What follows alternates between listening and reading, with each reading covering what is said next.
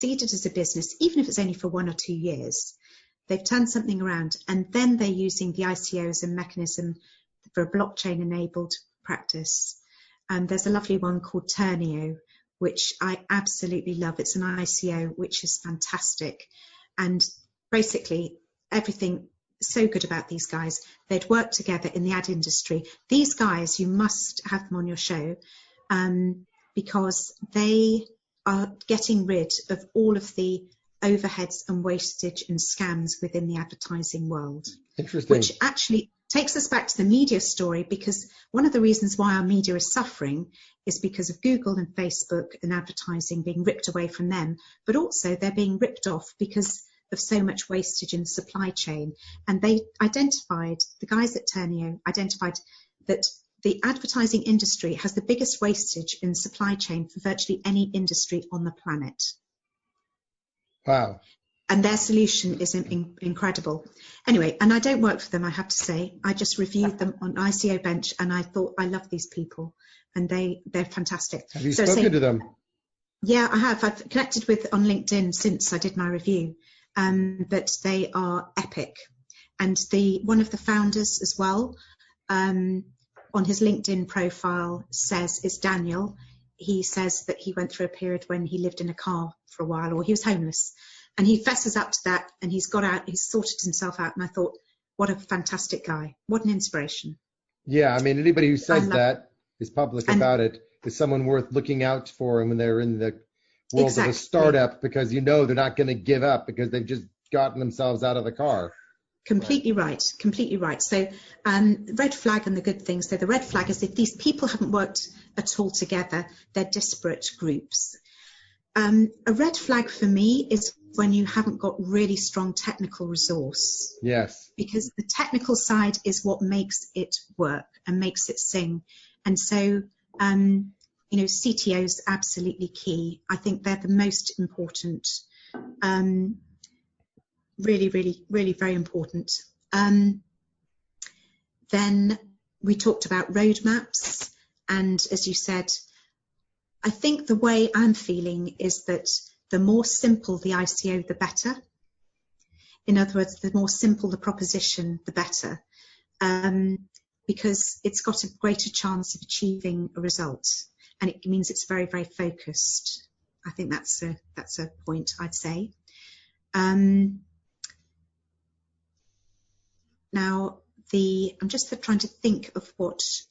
I think what's interesting in terms of territories and the regions where people are from, I think the great thing is it's really purely down to, I don't see any, I would never say just because something's out of Singapore that it's a greater chance of success or anything like that.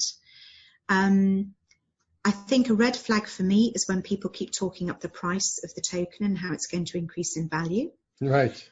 And another red flag, and this is another Emperor's New Clothes thing, is if I don't understand the proposition, if I can read the white paper and not understand it, if I can look over it again and not understand it, then it's time to go home. Yes. Because what people or to tend sleep. to, right. Yeah, because some people, they make it so complicated, and they have sub-brands and there's wheels within wheels, and that is really key. So funny enough, the Pillar white paper, I sat down and went through it. It took me about 2 or 3 hours to read. I had to look up all sorts of words I'd never come across, but I understood it. Mm-hmm. And it was a damn good white. It was actually called a grey paper. It was a really good one. So I would say that's really good. So red flags, for me, in my world, the red flag is if anyone comes to you and thinks that PR is going to do everything, right? Which it ain't. Yeah, you get published, you get money. Yeah. I know. Well, the truth, it's a tricky one. So basically, PR is part of the mix. You need to have a fantastic website. I'd say bad websites are not good, but the websites now, there are some fantastic websites. They look beautiful, and so websites, you have to have an amazing website. If the website isn't good, then you're stuffed. Mm-hmm. And you can forgive people a few language, people's English might not be their first language. No, absolutely. But, that's perfectly acceptable. But I'd say that also I want to see the KYC on the site. I want to play around with it. And sometimes, you get stuck in something and it's not quite working. Well, if that's 3 weeks before the ICO, you just send them a message and say, hey guys, this needs to go to glitch here. But you want that all ahead of the game. Mm-hmm. I think I am amazed at how much the whole scene has changed in the last year, quite frankly. In the last 6 months, in the last 3 months. Yeah, it's just so different. Let's roll back a year ago. Google advertising, Facebook advertising, Twitter advertising, everything was open. Now you roll, and airdrops were like cool because it was like a little advertising thing. Now you roll forward to just about a year later. There's no airdrops, as I've said many times in the past, to me are more like, what did I call it, Yuri? I forgot. Freeloaders. Airdrops are for freeloaders because they're not going to invest and you're not really going to get anything out of them. They're not putting money in. Bounty programs before were like a real means for promoting marketing the project. Now they've just turned into something you have to show you've got lots of likes and tweets and retweets and links. And sharing, but that doesn't really mean anything. But that's kind of like it's a means to an end. It's kind of sad, right?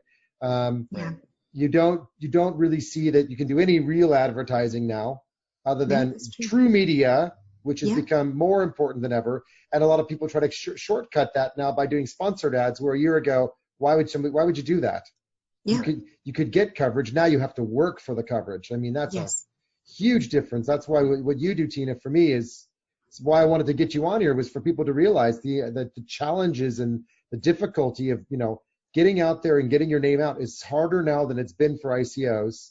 And, professionals like you that have gone down the path of working with successful projects like Pillar are worth highlighting so people realize that there is a real game with PR.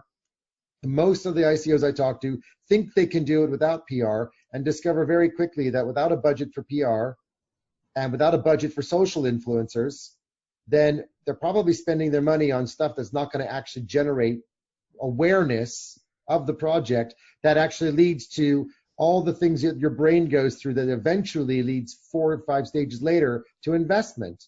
So completely, right. Completely and just the amount of changing that's going on, that you now actually have to promote yourself on ICO Bench to be relevant, because you want to be on page 1, page 2, page 3 of ICO Bench, like being on page 2 or 3 of Google. That's become a requirement. And all the ICOs that don't do that, they may have a score of 4.5 and they're on page 7 because they didn't promote themselves. It's like, it's the game has changed. And I'm sure if we catch up in 6 months' time, we're going to laugh at what I just said and say, what were you thinking? All of it was wrong. No, it's so true. And I'd say that if there's one thing you need to do on the marketing front, it is to engage with the YouTube influencers. That will have more impact than anything else. However, what's great is you can, if you have the conventional PR, so you've got good digital articles coming through, then that's the reassurance that people need, because they need to know. Well, you could get an article written about how you were covered by a major YouTuber like ourselves, right, Yuri? We're in the majors now, or making our way in that space. Of course, But on a serious note, though, I mean, you could probably get covered by 1 or 2 YouTubers or podcasters first, and then you get covered by Forbes or CNBC or Financial Times or whatever, and they actually make mention of the fact that some of the the stuff that came out of those YouTube channels was interesting. Like, tell us about this thing you said with that person. Oh yeah, and then how that's evolving and changing, and like, oh, I wish I'd never said that 3 months ago, that kind of stuff, right? So you can create buzz by writing articles off the back of what I think people do on the YouTubes first, I would have imagined. Yeah, although I'll tell you something really interesting. Go on. Is that I've written press releases about YouTubers supporting a campaign, and there is such an anti-Google sentiment in mainstream media, and even it's actually because of this anti-Google thing that That's why in the UK at least, right. a lot of the Google media coverage is negative. Mm-hmm. And it's because, it's partly, I think, it's partly because the media organisations know that they've lost so much revenue, know it's unregulated, right. know that in particular, it's a fact there are a lot of there's a lot of material out there which is essentially illegal. And so there's a big story that broke in the UK about a year ago, which is actually very interesting. And it was when the big brands didn't know that their ads were appearing in alongside content that was coming from supposed terrorists. Oh, because wow. of the way that and so there's a big and the media, the Sunday Times in the UK the Times newspaper actually did a fantastic expose and went to the brands and said, did you know that your ad is appearing here? And of course they didn't know, and then they withdrew their budget. And actually there's a massive thing with Unilever and Procter & Gamble, and they're looking at their whole marketing budget because they want to be in digital, but it goes back to this Turnio proposition, which is so clever. They want to be in digital, but they don't want to be in bad spaces. They don't want to be in the wrong places. They don't want to be supporting dodgy things.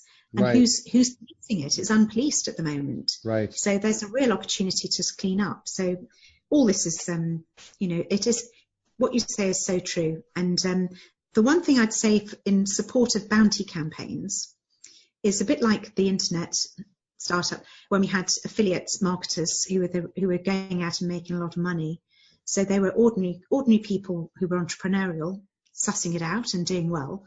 I think a lot of these people who are running who are supporting the bounty projects, and we get to speak to some of these guys on Telegram, and they might be from the Philippines, they might be studying, and they're just smart, they're just getting into cryptos. Absolutely. And it really matters to them, and it really, really is a source of income for them. And their dream Absolutely. is to be, we'd love to be assisting on the Telegram chat. And you say, well, tell us a bit about yourself, and actually it's in-house, but tell us what you do. And well, I'm studying. And I think, great, that's fantastic.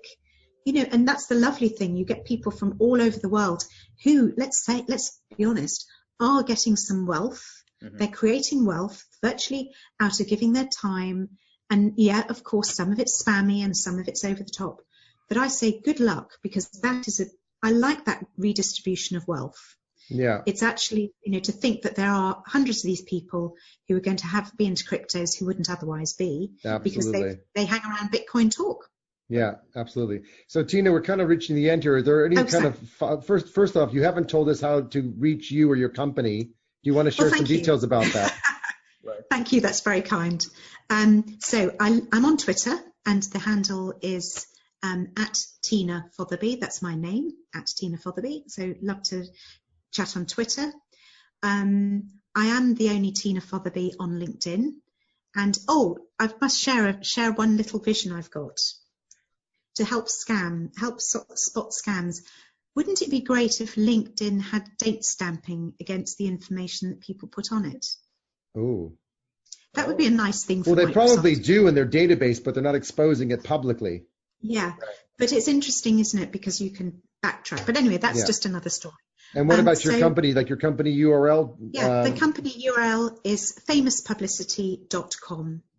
Great. And I'm delighted to say that I've got a new website coming soon. So Super. If you look at the current one and you say, that's interesting, I've got a better one coming. So yeah, I've been forced into that. So sure. Yeah, it's lovely to speak to you guys. Thank you. It's been a real pleasure having you here. Yuri, are there any final thoughts you've got on the world of crypto? No, not on this one. Although I think I could ask Tina questions all day, so I'll just follow up with her later. Oh, well, we may bring you back for a follow-on episode. Of course, it'd be great to hear about after have had another big name like Pillar come along, that we could follow up on that, or even during it. How to hear the trials and tribulations of the battles you're facing with whatever's going on in media next. Because, as you said, it's changing. It's a shifting landscape. It's like standing in quicksand, and you don't know if it's going up or down. Yes. Well. Yeah, you're absolutely right. I'm sorry, I got that wrong. It's called Bitsand. Bitsand. But I'd say also, it's a third world. Sorry, it's not a third world problem. It's a first world problem, like worrying about your crypto. That's what makes me laugh. Right. Absolutely. You know, if you've got it, then you're lucky. So that's my take on it. Absolutely.